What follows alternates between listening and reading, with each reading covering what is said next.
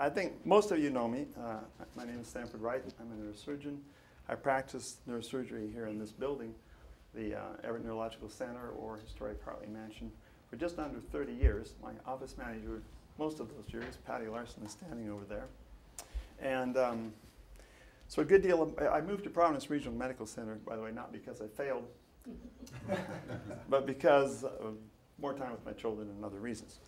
So in any case, a good deal of my life has been spent dealing with education. It's been centered around education, as Gary Cohn, superintendent of Everett School District, might understand. At the request of Ray Stevenson and his staff, I'm honored to host this campaign event at the historic Hartley Mansion. I've been extremely pleased to see that Jay Inslee's campaign strongly supports education, particularly around the idea that education is a tool for creating jobs in our community and state. Certainly Jay has the background and credentials to lead this legislation. He just gave us his credentials. His father taught high school, and Jay was on staff and still is on staff at Yakima Community College. I talked with Jay before making these remarks, and I think he agrees with me that the diploma is not the end in itself. As difficult as it might be to get that diploma, but it's a means to an end. Education is a tool that gives us a chance to reach our vision and our goals through personal achievement. Okay? Our ultimate host here this evening isn't myself, of course. It's Roland Hartley, the builder of the Hartley Mansion. And he knew this lesson only too well. He's one of 12 brothers and sisters raised on more or less a rock farm in New Brunswick, Canada. And his future would have been very dim had it not been for a rudimentary education in accounting. And Gary and I talked about that. He had this much education, okay? But using that education as a tool, his personal achievement brought him to America, and his citizenship application and his citizenship papers are right around the corner in the other room for all of you to view. He, in fact, was an American. And he became mayor, like Ray Stephenson, and he ultimately became governor. 2 terms, that's what we hope for you, 2 terms. So if the walls could talk, I think all of us would be hearing a lot of interesting conversation right now about Roland Hartley's run for the governorship. And all those conversations, many of them took place right in this room in the 1920s. Okay?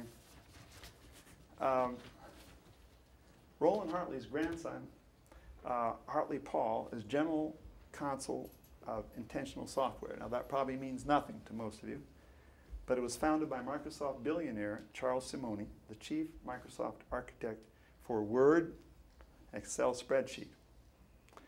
And though Hartley is very busy running intentional software right now, I asked him for just a little information about his grandfather. He said, more or less through an email, he didn't have time. And I said, what would your grandfather think? I immediately got a reply.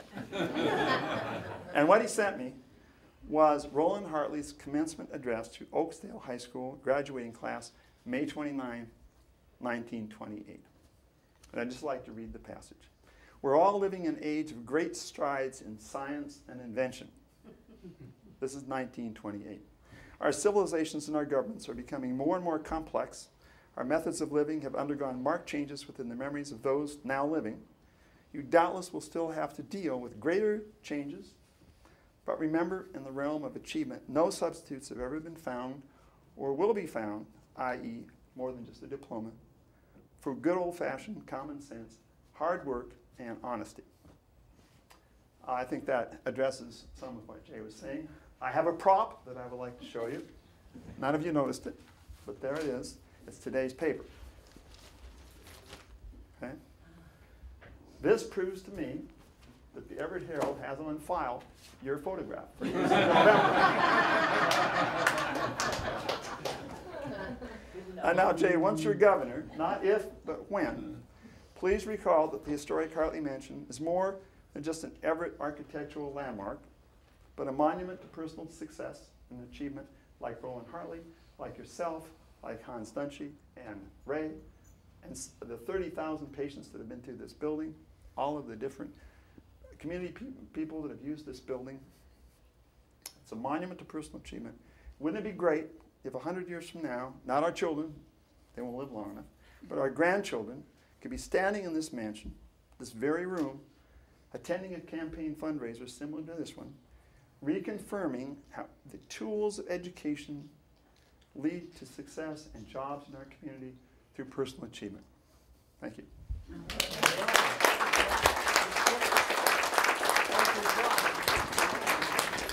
Well, thank you all very much for being here this afternoon. I'm Ray Stephenson, the mayor of Everett, and it's my great pleasure to have Jay Inslee, the next governor of the state of Washington, with us.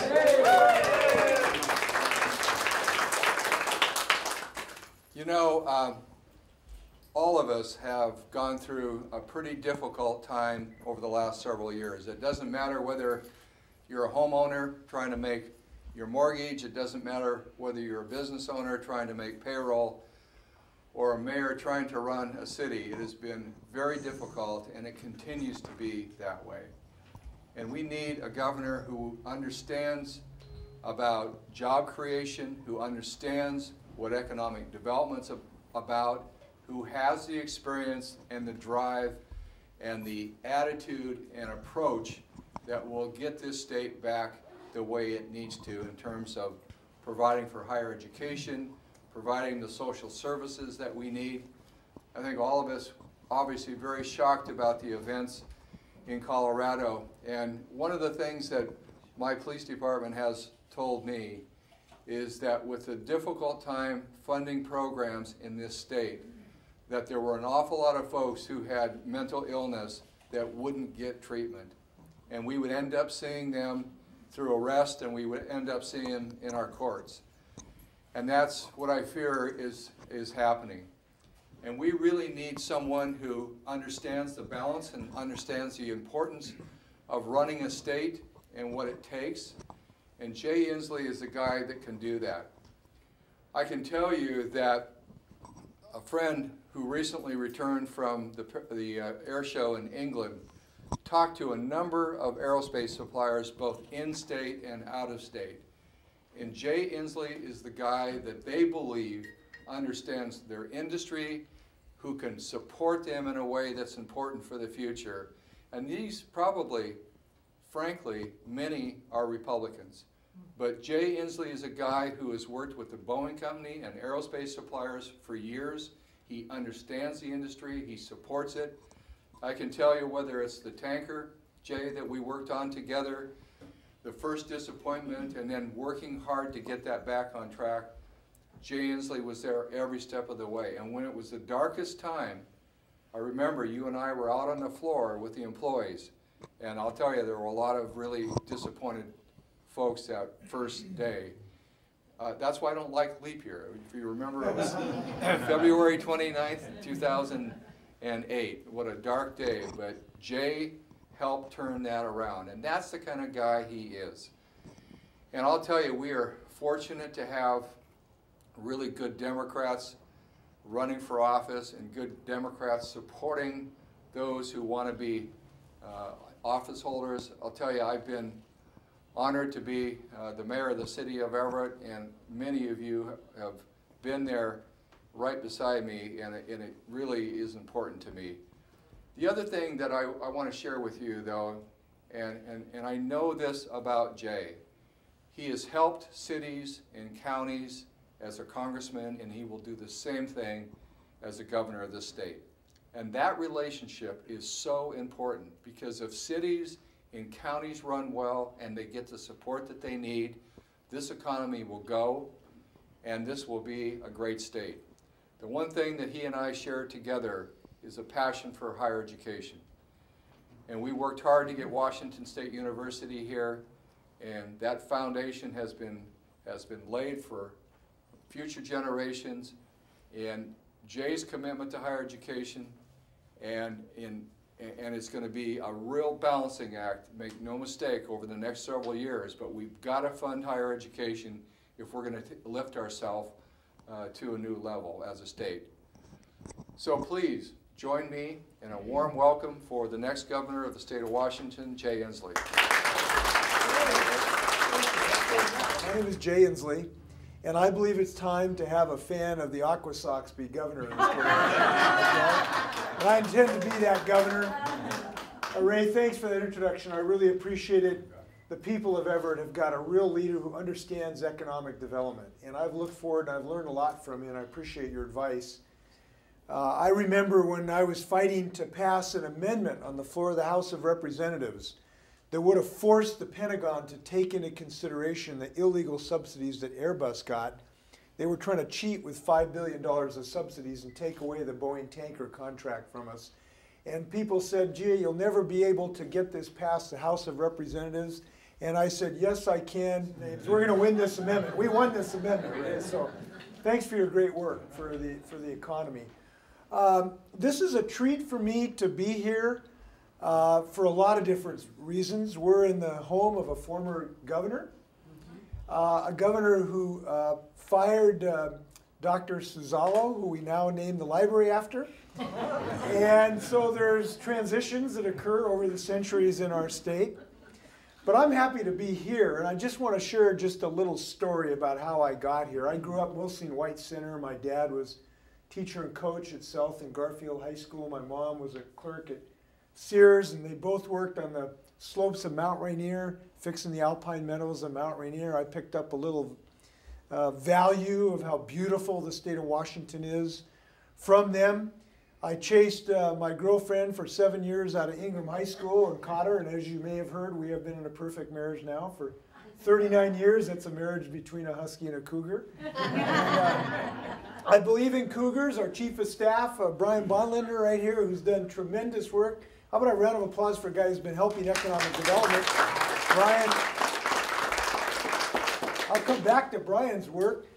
Put my way through college, driving bulldozers, concrete trucks, running jackhammers. But one of the formative things in my youth that got me excited about a lesson that still resonates is the day I got to go down when I was about 10 years old and sit in the world's first successful commercial airline, jet airliner, the Boeing 707. And I remember sitting in that thing and just being thrilled because a lot of my buddies' parents were involved in building that airplane. And I got at an early age a taste of what our state does. And what our state does is we innovate. And throughout my adult life, I've been exposed to innovators in the state of Washington. Trudy and I then moved over to Yakima. We spent 18 years. I went to the legislature, got involved in passing a school bond, then went to Congress. I was relieved for duty when I voted to ban assault weapons. And you know what? I've never regretted that vote for a second. I thought it was the right vote then. I think it was the right vote now. And I think we've got to make some common sense decisions about public safety in this state. And came back here and beat an incumbent in 1998, and I've been involved in helping innovators ever since. Now I have a chance to run for governor to help build a working Washington, and that's what I intend to do. I intend, if I'm given this position, to wake up every single morning for the next several years trying to figure out how we're going to get 300,000 people back to work. And I believe the secret on how to do that is to maximize the particular genius we have in the state of Washington. And that genius is the genius of innovation. We have a special sauce in this state. We do something very special. We invent, we create, we build. We led a technological revolution in aerospace. It was part of my youth. We led a technological revolution in software. And now I believe it is our destiny for the state to lead further technological revolutions in clean energy, in biotechnologies, in life sciences, advanced forms of agriculture. And let me tell you why I'm bullish on our ability to do this. People may have known I wrote a book about clean energy about 5 years ago because I thought we had a good opportunity to build a clean energy economy. And when I did that, people scoffed at that idea. They thought, you know, we can never do this. These ideas are just a pipe dream. Well, I met this little company that was engaged in trying to develop a biofuel to fly airplanes. And they developed a biofuel, and people said it wouldn't work. Well, guess what happened last June? A Boeing 747, made by the best aerospace workers in the world, took off and flew across the Atlantic Ocean. First airplane ever to fly across an ocean on a biofuel, designed right here in the state of Washington. This is a vision we are capable of achieving in the state of Washington. And it's just one of the things. Just one of, there's a believer in biofuels, I appreciate that. So now as governor, I'm proposing that we start a center of excellence with Washington State University that now has a great start here in Everett, to be a center of excellence to develop a biofuels industry in the state of Washington. This is the kind of thing we are capable of. You know, we have the largest manufacturer of silicon substrate for solar cells. Where? It's Moses Lake, Washington. Where's the world's most durable solar cell made? It's made in Marysville, Washington, at the Silicon Energy Company. This is the kind of thing we are capable of if we have a governor who will seize the opportunity to help these businesses move forward. And with Brian's help, we have developed a job creation program to do just that. And we got great opportunities. I'll just mention one of the things that's in our jobs plan. You know, we have great research going on because we got great support for our colleges from everybody here in this room. We got great legislators here, and I'm so appreciative of your guys' efforts. And I wonder if you will allow me to ask for a round of applause of getting us through some of the most difficult fiscal times in the state of Washington. Can we give a round of applause for guys who've done great work? This has been a tough deal, and I look forward to helping them as we start to backfill money back into our colleges and getting some STEM education moving forward. But one of the things I wanted to mention is in our jobs plan is we have great research in our colleges, but we don't commercialize it as well as we could. We don't get it out of the lab and into small businesses. So I have a plan to do this to help free the colleges to move forward in commercialization of their technology. If we do this 1/2 as fast as the University of Utah, we'll create $3 billion of economic opportunity in the state of Washington. We have a plan to do this. Now, if we're going to do this, we got to have a pipeline of people so we can have a pipeline of products. And that means an educational system that's really going to move our country, our state forward, and have our kids to be the ones to do this work.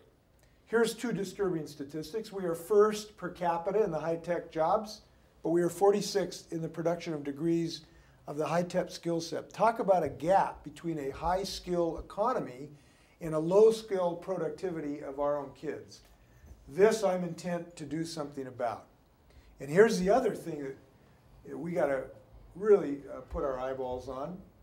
Of every 5 kids who starts first grade this September, those beautiful children who have a great opportunity, more than 1 will drop out and not graduate from high school in the state of Washington. Those kids become economic casualties on the road to a middle class. So those two statistics are something I am intent on fixing, and I believe we can do it. And here's why I believe we can do it. We got some great leaders here in education, Gary and Sue. You look at what Everett has done in the last, is it 3 or 4 years, Gary? What number should I use? About 8.